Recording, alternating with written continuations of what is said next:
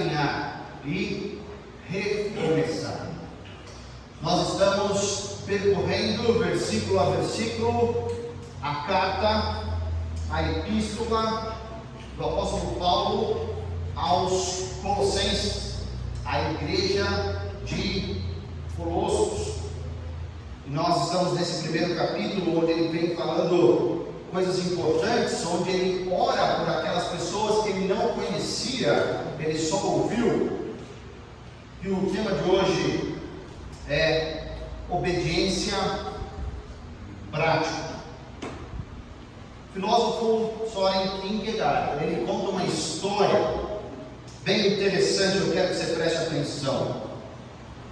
É a história dos gansos cristãos.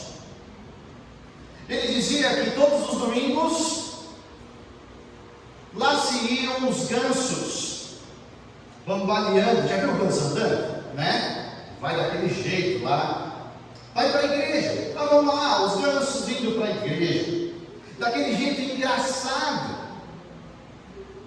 E o pastor, todos os domingos, pregava o mesmo sermão. Queridos gansos, não precisamos andar somente sobre a terra. Não precisamos ficar presos a esse lugar. Nós podemos alçar voos. Nós podemos utilizar as nossas asas. Nós podemos voar até as regiões mais distantes. Talvez algum lugar onde o clima seja mais gostoso, seja mais abençoado.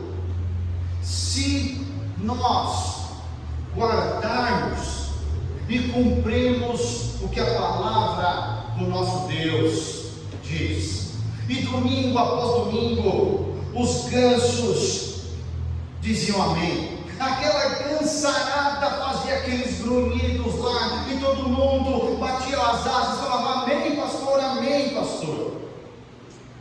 Quando terminava o culto, lá seguiam os gansos, bamboleando, de volta para casa. Ouviam a mesma mensagem todos os domingos, diziam amém, batiam as suas asas, mas eles continuavam os mesmos.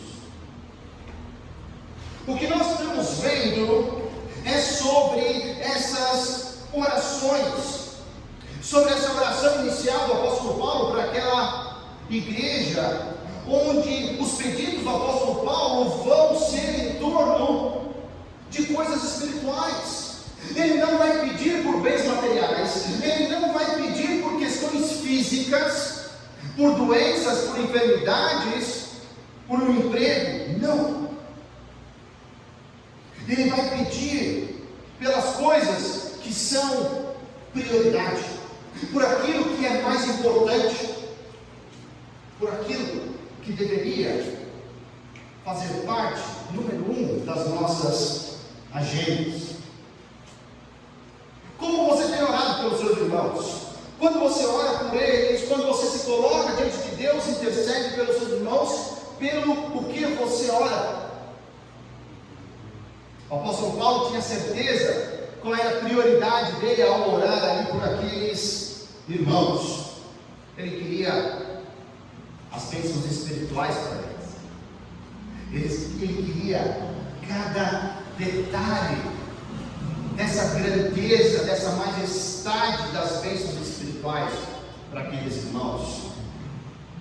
Mas também o apóstolo Paulo sabia que naquela cidade tinha algumas heresias difíceis de detectar, que precisavam ser combatidas. Aqueles falsos ensinamentos que tinham entrado sorrateiramente na igreja e estavam ameaçando aquela igreja.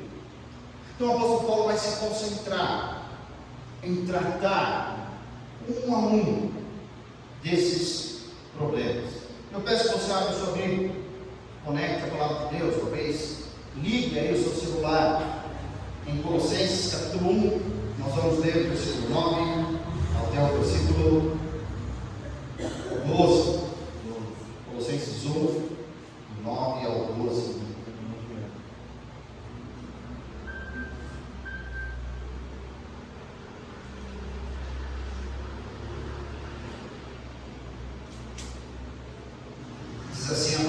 Deus. Por essa razão, desde o dia em que o ouvimos, não deixamos de orar por vocês e de pedir que sejam cheios do pleno conhecimento da vontade de Deus, com toda a sabedoria e entendimento espiritual. E isso para que vocês vivam de maneira digna do Senhor e em tudo possam agradá-lo, frutificando em toda boa obra, crescendo no conhecimento de Deus e sendo fortalecidos com todo o poder, de acordo com a força da sua glória, para que tenham toda a perseverança e paciência com alegria, dando graças ao Pai, que nos tornou dignos de participar da herança dos santos no reino da luz. Até aqui, vamos orar. Pai querido, após a leitura da tua santa palavra, Senhor, pedimos pelo ministério de iluminação do Espírito Santo, que nos ajude agora, que nos auxilie, que venha em nosso socorro, para entendermos, compreendermos a tua palavra e que ela seja prática, que ela venha para a nossa vida, para a vida de cada um aqui. É o que eu peço no nome de Jesus Cristo. Amém. Uma das ofertas ali dos falsos profetas, eles tentavam vender, tentavam atrair as pessoas da cidade de Colossos com uma propaganda enganosa, com algo que eles não podiam entregar, com um tal de conhecimento espiritual superior, algo que fica nas camadas superiores das mentes, só que nunca descia para o nível prático.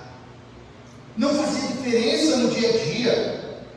Eles não conseguiam relacionar a isso que era tão maravilhoso, tão fantástico, que parece que só eles tinham descoberto, que era uma grande novidade ao dia a dia daquelas pessoas.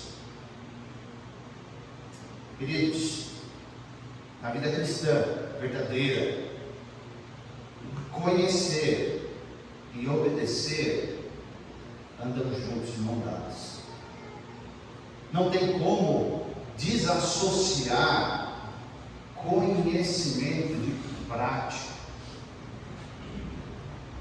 Aprender e viver não são duas coisas separadas, não são duas coisas distintas. Parece que eles estavam vendendo um grande conhecimento espiritual maravilhoso, diferente, mas que chegava na hora, tá, e agora o que eu tenho que fazer? Não basta você estar nesse nível espiritual que já está tudo certo. Não. Semana passada nós vimos o que é importante, que é desenvolvermos com prioridade a inteligência espiritual. Parece que a gente vai para todo canto e esquece aquilo que é nossa prioridade. A inteligência espiritual, ela vai para o nosso dia a dia, para o nosso cotidiano, para a nossa segunda-feira, para quando você está cansado, para quando você está alegre, para quando você recebeu aquela notícia que você não esperava. A Bíblia é prática. Conhecimento e prática andam juntos. Mas você deve conhecer, e talvez até você já foi um desses, que se encantou com esse estudo aprofundado daquelas verdades ocultas na palavra de Deus. E isso te chama a atenção. E isso fez que você fosse induzido por aquele autor daquele livro, ou aquela pessoa que você viu aquele vídeo. Hoje em dia, na verdade, tem tanto teologueiro, que é teólogo, como blogueiro. Mas algo que tem acontecido é que depois de tanto tempo, vendo e bebendo dessas fontes, em vez das pessoas ficarem mais piedosas, mais amorosas, amando a igreja, querendo participar, essas pessoas têm ficado mais insensatas, mais insensíveis à voz de Deus, não conseguem ouvir a voz de Deus. E essas verdades mais profundas que foram oferecidas, na verdade, está distraindo a vida cristã verdadeira. Vira distração, vira algo que eu vou colocar no lugar de Deus. Porque a gente sabe que qualquer coisa que ocupe o lugar de Deus chama idolatria. Pode ser uma teoria, pode ser uma ideologia, qualquer coisa. Em vez do coração arder pelo que Cristo fazia, pelo que Jesus Cristo deixou para os seus discípulos fazerem, não, essa minha ideia agora é o que eu vou viver. E aí vão causar problema, divisão nas suas casas, nas suas igrejas e por onde passarem. Estranho. Sabe por quê? Venderam para essas pessoas algo que não é prático, algo que elas não conseguem engolir, ruminar e colocar em prática. Cuidado, cuidado. Teorias têm esse nome porque ainda não conseguiram ser provadas. E a Bíblia não é um livro de teoria, é um livro de prática, é um livro do nosso dia a dia. Só que tem gente que acha maravilhoso ele ser a palavra de Deus, e mas leva ele como um livro teórico. Não.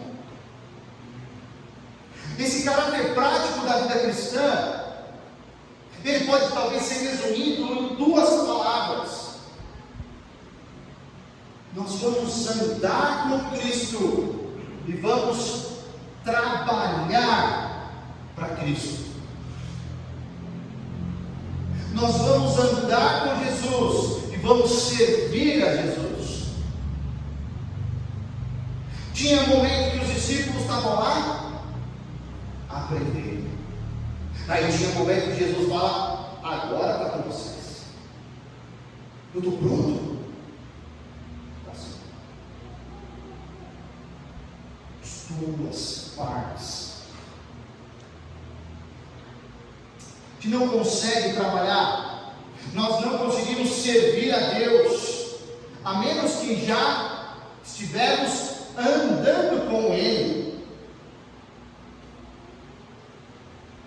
Mas como a gente viu semana passada, a gente não consegue andar com Ele se a gente não conhecer a vontade dEle. E como a gente viu semana passada, onde que nós conhecemos a vontade de Deus? Em um lugar, na palavra de Deus. Quanto mais nós conhecemos a palavra de Deus, mais nós vamos conhecer da vontade dEle. Quanto mais nós conhecemos da vontade dEle, a gente vai andar com Ele. Andando com Ele, nós vamos conseguir servi-lo da maneira correta. Não do jeito que eu quero, não do jeito que eu imagino, mas do jeito que o dono, o Senhor, quer. Não eu. O pessoal às vezes brinca comigo: pastor, você não vai parar de falar que a gente tem que ler a Bíblia todo dia e orar todo dia? Eu falei: não.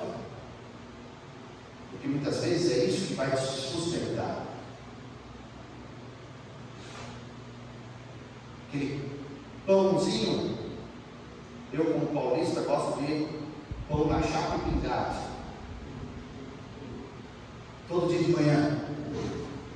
Muitas vezes é o que nos sustenta, na verdade. O arroz e o feijão todo dia é aquilo que nos deixa em pé.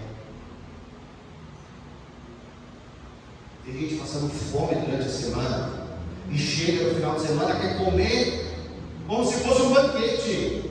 Só que tudo tem limite, queridos.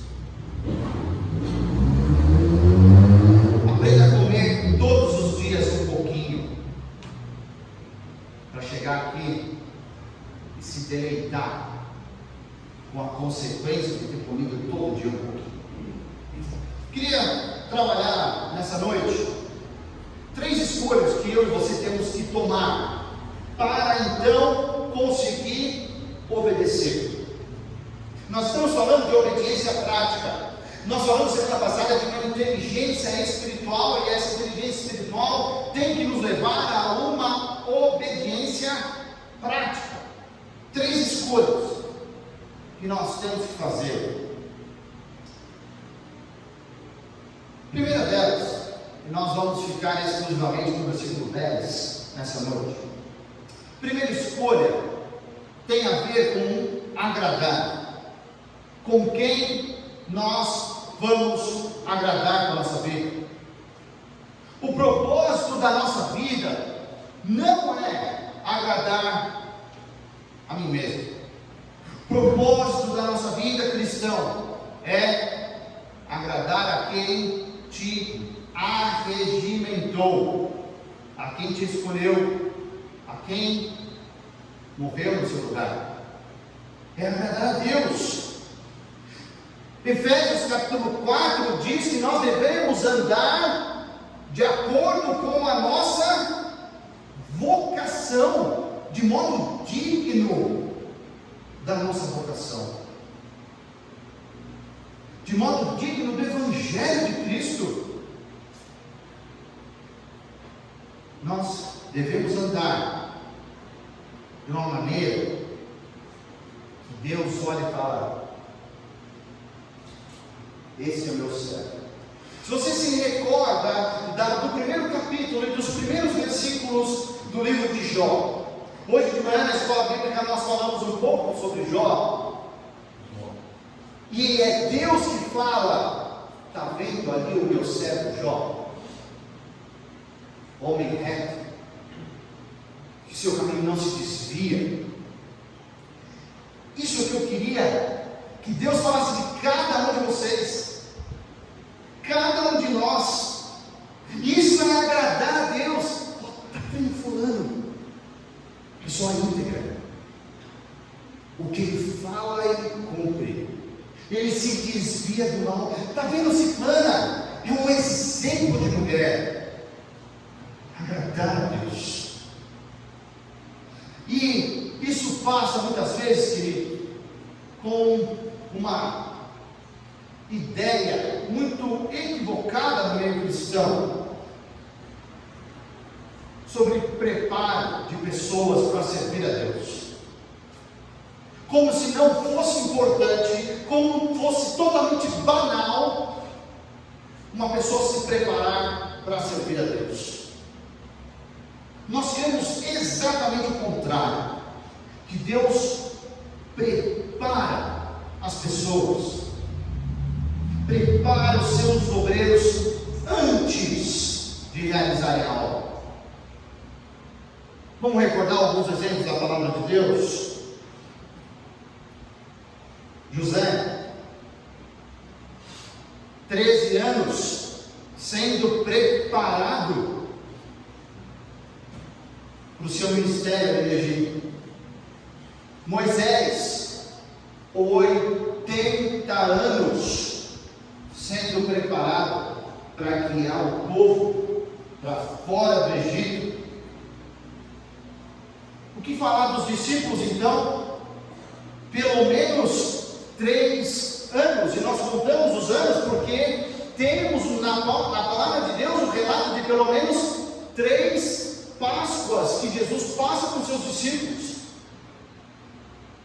3 anos, ensinando a cada um dos 12 como dar frutos. O apóstolo Paulo, ele tinha talvez doutorado, PhD no farisaísmo, mas Mas quando Jesus o encontra no caminho para Damasco, fala assim: vem cá, você ainda tem muito o que aprender. Ele vai para a Arábia, ele some por um pouco. Na cronologia bíblica, muitas pessoas colocam um intervalo aí entre 2 anos a 4 anos para servir a Deus, para começar igrejas por muitos lugares dos gentios, para ser o apóstolo dos gentios. Prepare antes do envio. Prepare antes do envio. Se você já teve um bebê ou um neném na sua casa, ou na casa de alguém, ou quando você foi dormir nessa casa, você sabe muito bem do que o bebê é capaz de fazer. Ele é capaz de chorar, às vezes chorar muito, mas ele não é capaz de trabalhar.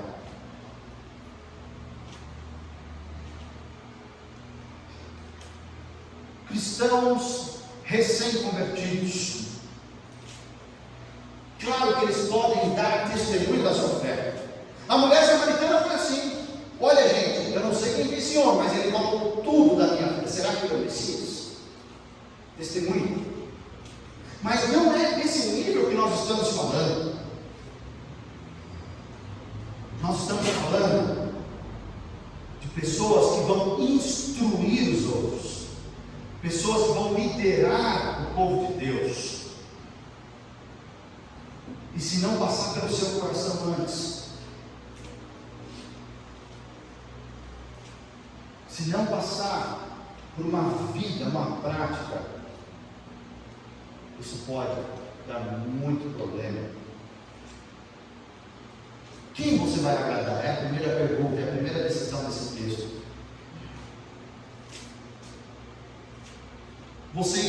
E para que vocês vivam de maneira digna do Senhor e em tudo possam agradá-lo. Segundo lugar, servir. Na continuação do versículo diz o seguinte: frutificando em toda boa obra.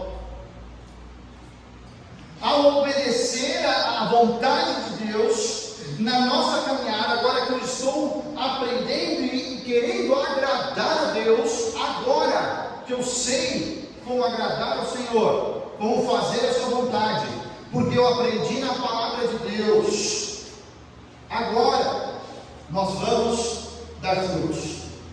Agora nós vamos trabalhar, nós vamos servir. Sabe por quê? Um dos grandes perigos são os trabalhadores ocasionais da palavra de Deus. Aquelas pessoas que acham que estão prontas, que acham que já têm todo o conhecimento e sabedoria, vão com afinco e voltam do campo machucados. Voltam para dizer: eu nunca mais quero saber esse negócio de igreja, eu nunca mais quero saber esse negócio de Jesus. E quantos pastores, missionários, nós temos visto que foram enviados, infelizmente, sem preparo, e voltam, para não ser ocasional, para ser frutífero, como diz em João, para que vocês deem fruto e deem muito fruto.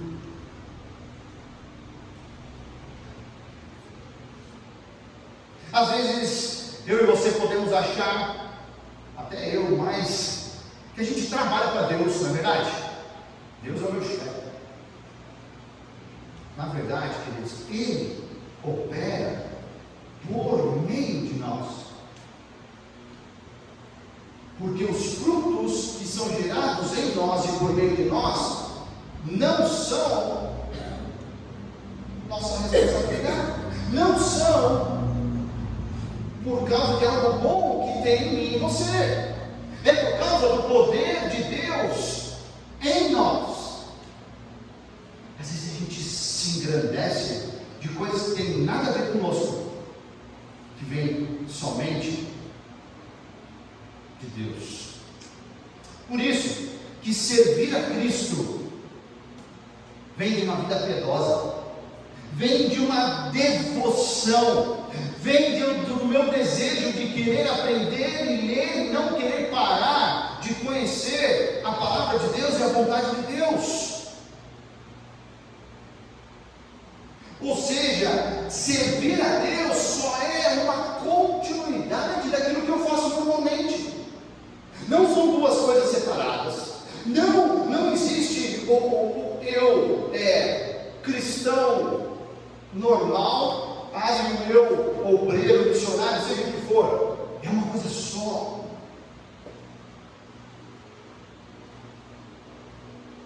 Meditar na palavra de Deus diariamente. Orar a Deus todos os dias. Mas algo que tem ficado para trás é o equilíbrio da vida cristã. Porque tem gente que dá muita ênfase ao conhecer, e tem gente que dá extrema ênfase em caminhar, em fazer.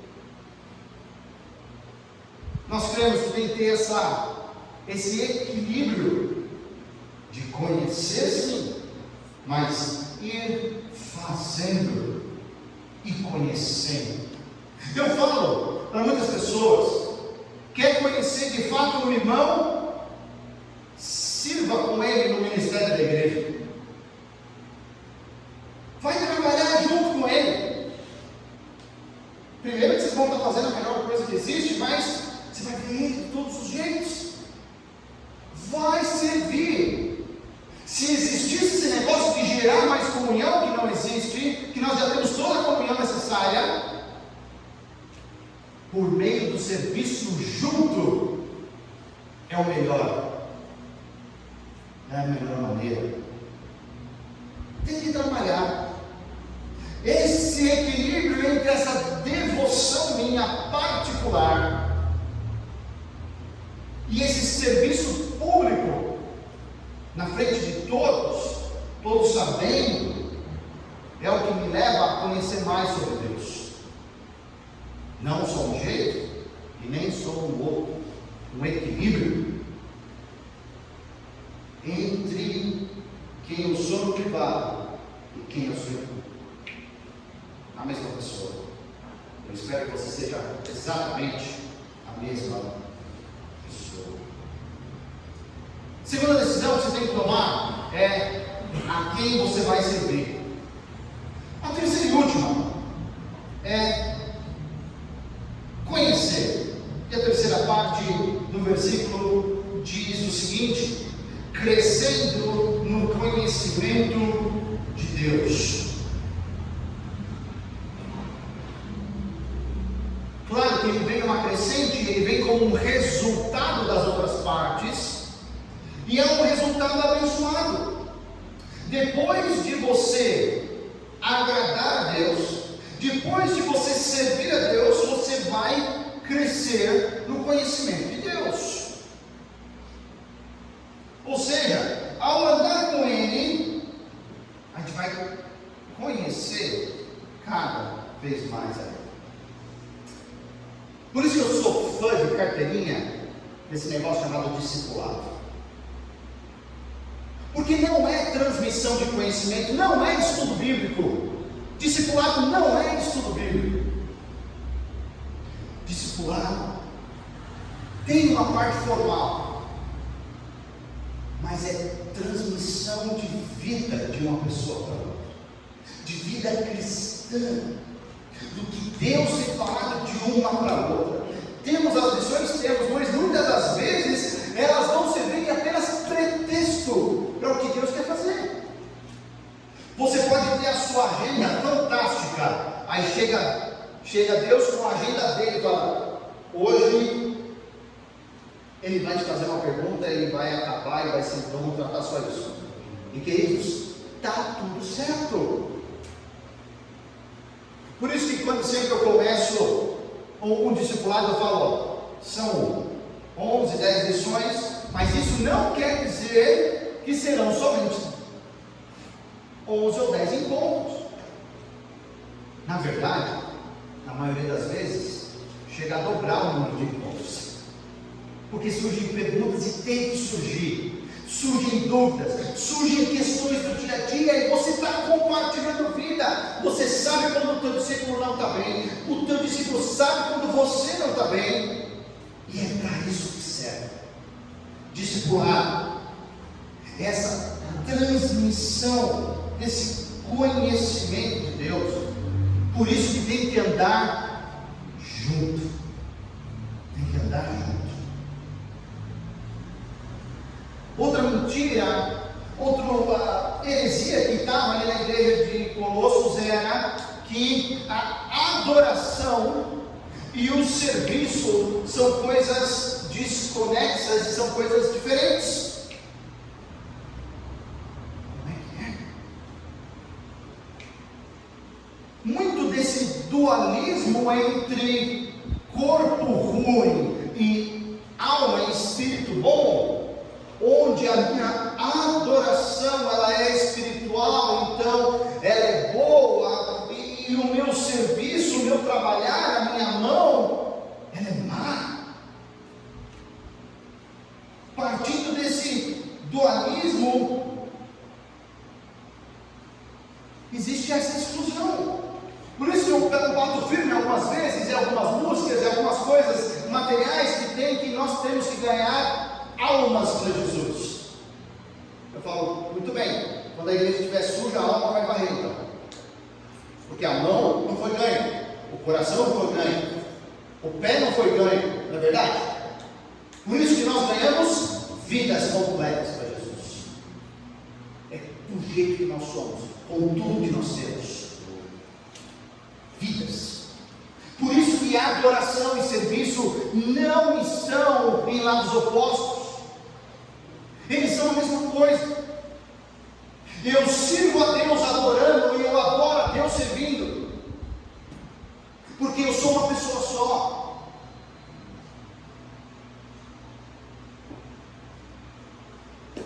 Jesus, no seu ministério aqui na terra, muitas vezes ele se levantava alta madrugada, às vezes ele levava a gente, às vezes ele não levava, às vezes ele ia para o monte, às vezes ele orava do jeito que estava, ele orava de qualquer jeito, mas ele se preparava espiritualmente, porque ele tinha um dia cheio para servir as outras pessoas.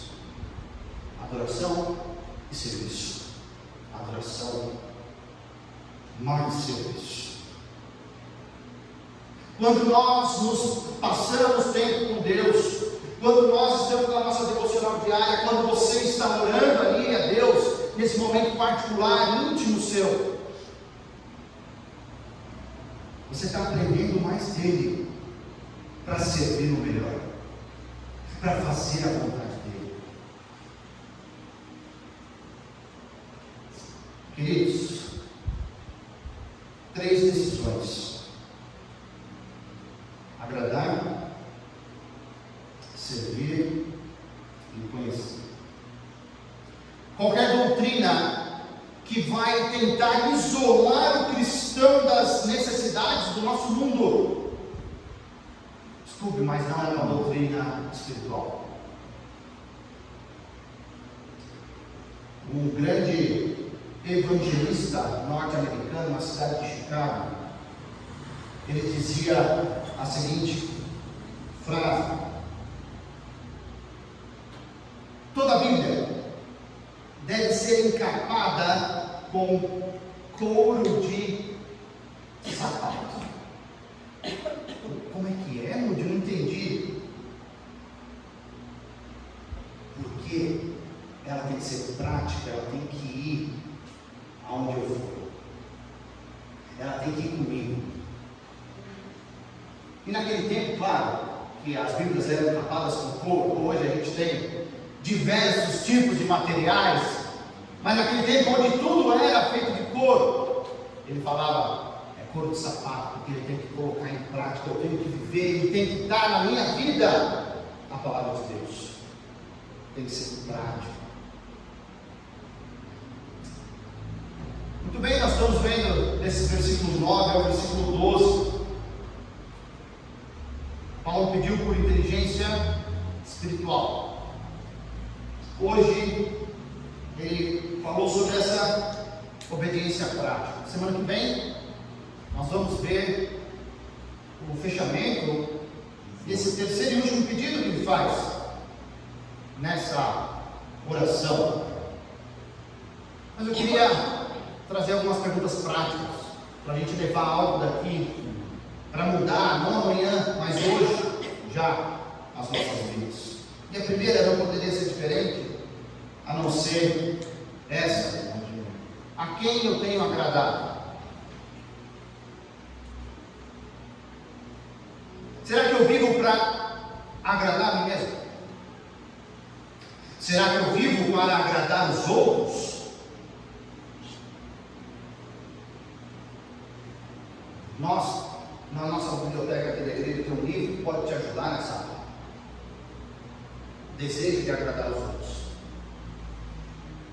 O que os outros vão pensar? Mas se eu fizer isso, não, o que vão pensar de mim, gente? Não posso falar de Jesus no meu trabalho. O que os outros vão pensar? Você vive para quem? Para agradar quem? Os seus desejos? Os outros? Ou você vive para agradar a Deus? Quem é a crítica mais importante dos seus atos? Da opinião pública? Ou do nosso Deus?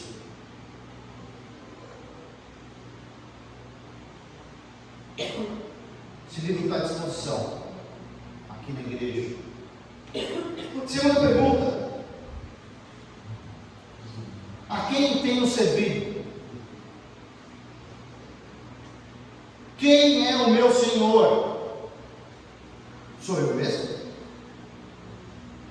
O dinheiro? Qualquer outra coisa que vai roubar o lugar de Deus? Quem você tem servido? Quem manda na sua agenda?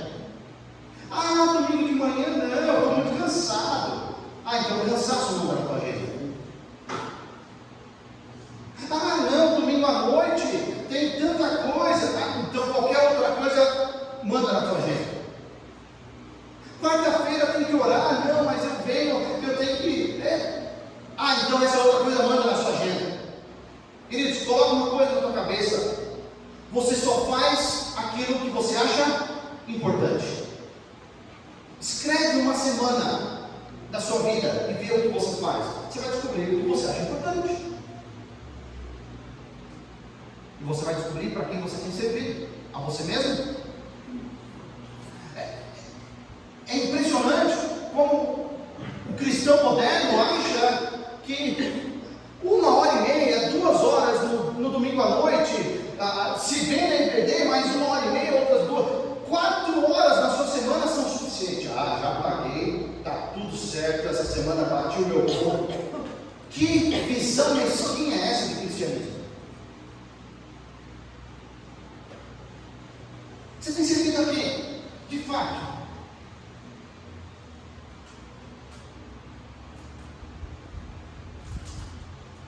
Próxima pergunta: a quem ou ao que eu me esforço para conhecer melhor? O que você coloca esforço para conhecer melhor?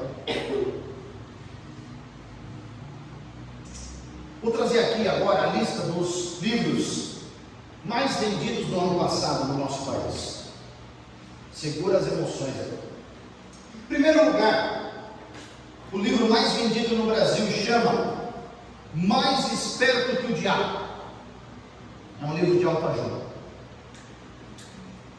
Em segundo lugar, O Poder da Autorresponsabilidade. É um livro de autoajuda. Em terceiro lugar, mindset milionário. É um livro de negócios pelo Mamute, sabe? Isso aqui é autoajuda também, viu, gente? Esse é o conhecimento que o povo brasileiro está buscando. E calma, não acaba não. Pulando algumas posições aí. Sexto lugar, do 1000 ao 1.000.000. Negócios. Mais ou menos negócio também, é autoajuda. Nono lugar, pai rico, pai pobre. Agora é a edição especial de 20 anos já. 20 anos fazendo sucesso esse livro, gente. Ainda é considerado como um livro de negócios. 12º lugar, Os Segredos da Mente Milionária. Esse aqui está classificado como autoajuda.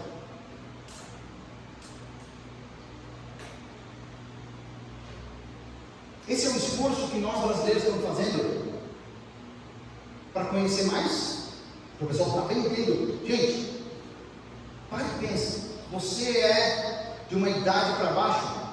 Comprar livros e ler livros físicos é algo que não faz parte mais da tua rotina.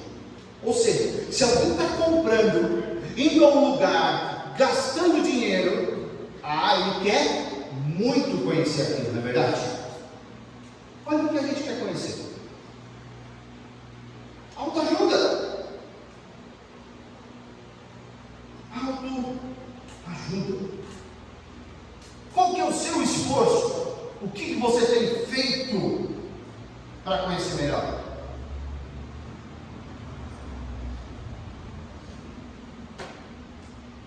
E a pergunta, por fim, será que eu tenho então obedecido ao meu Senhor?